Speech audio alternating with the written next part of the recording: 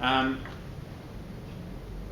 and it's very interesting because how you use your mind every second of the day is so important. I've just written here, the greatest force of healing is belief. Now remember, I never once believed that the cancer could do anything to me. I never believed it.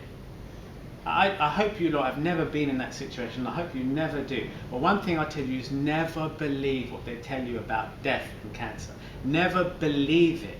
Never believe it. You will know that the cancer killed you when you're dead. Up until that point, believe that you're alive. You know what I'm saying? Believe, if you're alive, believe in life. That's what I was saying to my doctors. I'm alive. I'm going to believe in my life. And that will fight the cancer. The fact that I believe in my life. The greatest force of healing is belief. It is also the greatest killer. Whatever you believe is happening is your truth. And your truth will direct your path, your experiences, and your destination. If you believe you are incapable of defeat, you will go far unscathed. Yet, if you believe your life is a mess, it will become hell and worse. If you believe truth, God, or whatever you want to say, beats in your heart, soul beats in your heart, and you are indestructible, then winds of negativity can howl at you and arrows of pain can pierce you, but you will walk merrily, laughing, leaping forward over every single challenge. You know, you meet those people in life who just seem to be so relentlessly positive. Have you ever met someone like that? Sports people are like that a lot of the time. They just don't believe they can be defeated. It's like Federer, right, in Wimbledon. I mean, he's 33 or something. How many titles has he got? 7? He still thinks he's undefeatable. In his head, he's completely focused that he can just keep winning, and that guy will never stop trying. He just doesn't know anything but believing he can do it. And that's the same thing I applied to cancer. It's the same. It's the law of success. Is your belief is 100% in one direction. There's not a seed of doubt. If you want success, you don't even contemplate failure. You know, when you contemplate failure, it starts to breed. If you really want something, you don't even have a plan B. And if it doesn't work, you know that you're resourceful enough and creative enough to create another chance, another opportunity. People that make it, they don't have plan Bs. You have plan A, plan A, and plan A, and that's it. You don't know anything but getting what you're going to get. That's the mentality I needed to get over my matter. And matter is everything. It's an obstacle. It's an opponent on a tennis pitch. It's matter, matter, matter. But the mind's belief is going to be what makes it happen. If you believe your luck is chastised, you know, we get that thing where some people just believe they're unlucky people. I guess you guys are not like that, but some people just believe that their luck is chastised by some otherworldly devil, and your steps are cursed by snakes hissing at your feet. Then a cliff edge awaits you, and gaping holes of terror will swallow your desperation. Your mind is the playground of dreams, or the cesspit of eternal poison. When you think of yourself, think of what you believe to be real to you, far beyond what is apparent. So even if apparently things are bad, apparently things are wrong, and it seems that way, you've got to believe it's different. You know, that positive mindset where you just believe it's different, even if everyone tells you it's one way. If you believe it's another way, you've got to stick with that mindset. And again, this is coming back to my personal example.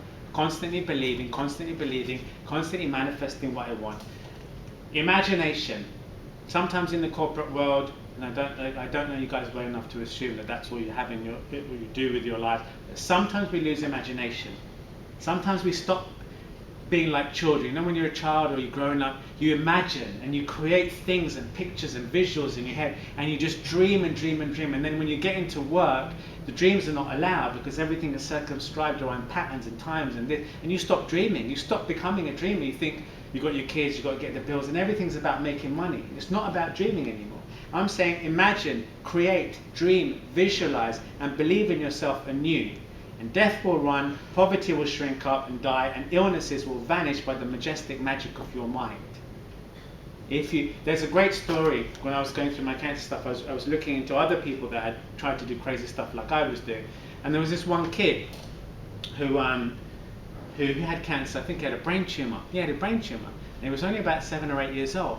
And his mum was a little bit crazy like me. So she said to him, look, why don't you play a game in your mind? And every day when you get up, imagine you've got these like space guns. And you're going towards this big thing in your head, and you're shooting and shooting at it. And every day, see if you can break it down and keep destroying this thing in front of you. So the kid kept doing it every day. He didn't know any different. He kept doing it, and the tumor started reducing in size until it completely went. And because the kid believed so much that he was shooting and killing something in his head, the belief was so strong, his immune system, his nervous system, everything started going crazy and started attacking this cancer mass.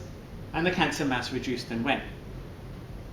Crazy stuff, right? We don't think this stuff is real. It's all documented. I'm standing here in front of you 14 years later. I should have brought my certificates to say I'll be dead in a year. You know, you'd have to trust me. And I'm still here, stronger than my doctor, who said I won't be here.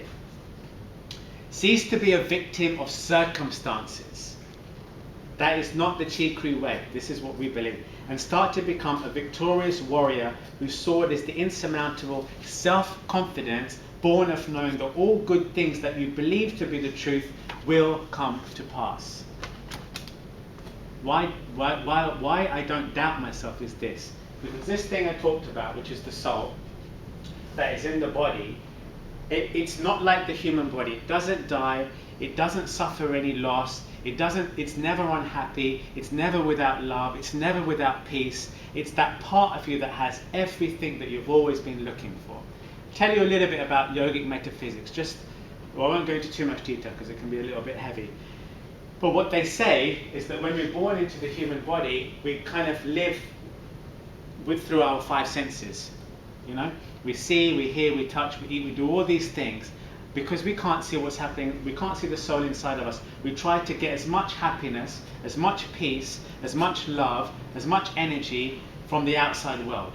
And we suck as much as we can out of the fruit. We keep sucking and it dries up. We find another one, we find another. And we're looking constantly for things to give us happiness, peace, love, happiness, wisdom.